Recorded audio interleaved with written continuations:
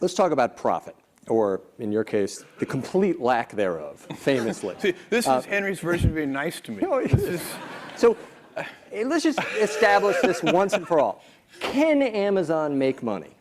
Well, yes, and in fact we have in the past, and you have to understand, there are many ways of thinking about this, but the reality is that Amazon is a collection of several businesses and initiatives. And we have some very significant, very profitable, more established businesses that are free cash flow generating very significantly. And then fortunately, the way I think about it, we have lots of opportunities to invest in new initiatives, and we take advantage of those opportunities. So it's kind of like we built this lemonade stand, 20 years ago. The lemonade stand has become very profitable over time. But we also decided to use our skills and the assets that we've acquired over time to open a hamburger stand and a hot dog stand and so on and so on. So we're investing in new initiatives. And this is certainly what your investors who've been with you for a long time fervently believe. And you ask them, like, why doesn't it bother you the way it bothers some people that the company's not profitable and there's infinite PE and all this stuff? Warren Buffett has this great quote. He says, you can hold a rock concert, and that's okay. And you can hold a ballet, and that's okay.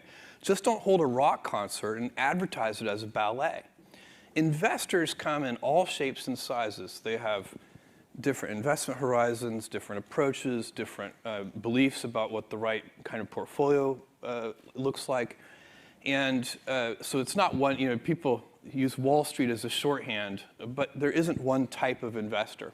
They come in all shapes and sizes. And you have to be super clear about what kind of company you're trying to build, what your approach is. We laid that out in our 1997 annual shareholder letter. We said we were going to take big bets. We said they were going to fail. We said some of them hopefully were going to work.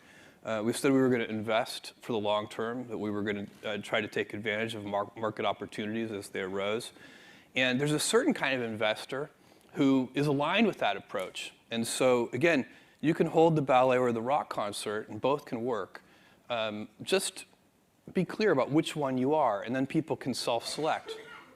And so lots of CEOs, I'm sure, would like to learn from you, how is it that I can not be at all profitable and still have an incredibly high stock price by some measures? What is your advice? Is it spend many years explaining we're never going to earn a penny because we're going to be reinvesting it? I would say, it's very difficult for a publicly traded company to switch. So if you've been holding a rock concert and then you want to have a ballet, that transition is going to be difficult. But if you've done it from the very beginning, and then I think it's not that difficult to do. Look, we would all love all of our numbers to be smooth lines up and to the right, and that would be terrific. But that's not how it works. Those numbers are output measures. And I guess you could try to manage your quarterly earnings very precisely, but I think personally that would be a mistake. Most of the work that we put into any particular quarter happened years ago. So it's not, there aren't that many knobs you can turn during a quarter. I mean, you can, but they're like eating your seed corn if you turn those knobs. You don't want to do that. And so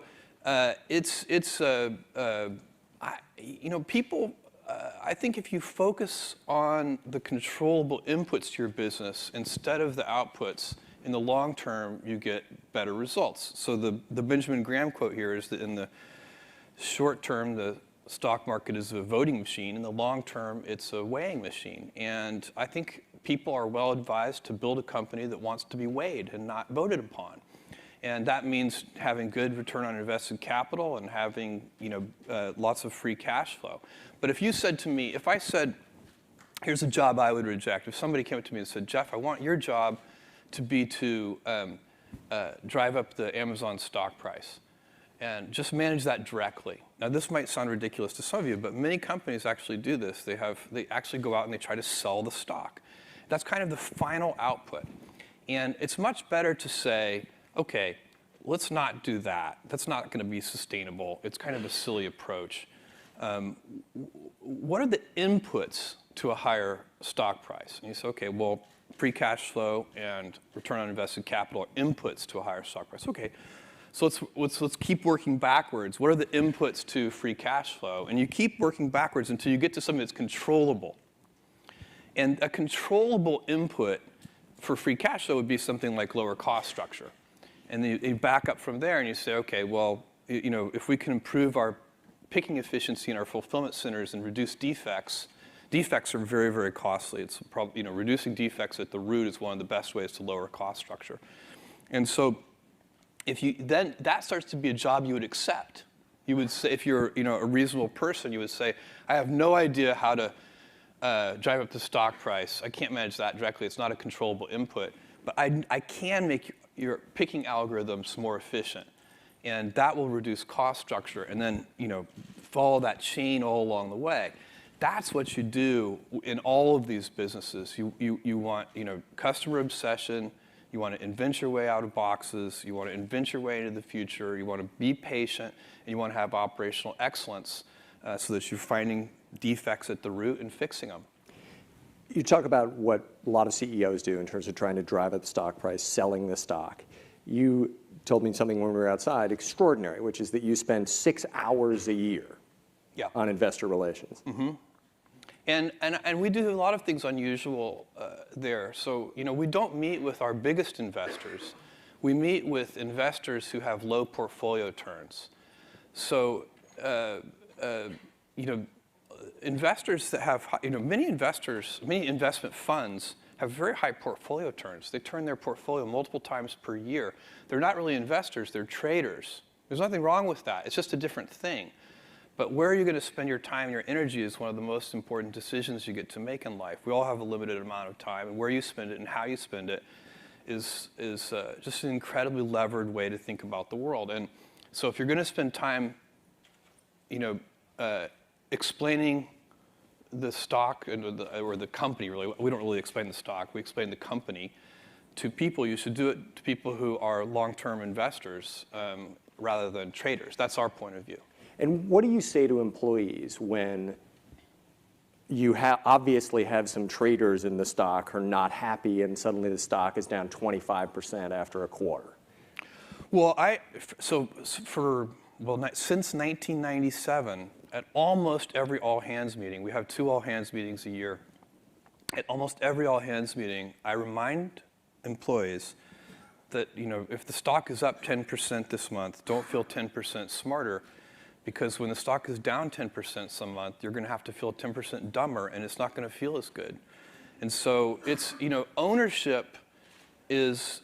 We give most of our compensation is done in terms of stock compensation, and part and parcel with ownership is a mentality of long-term thinking.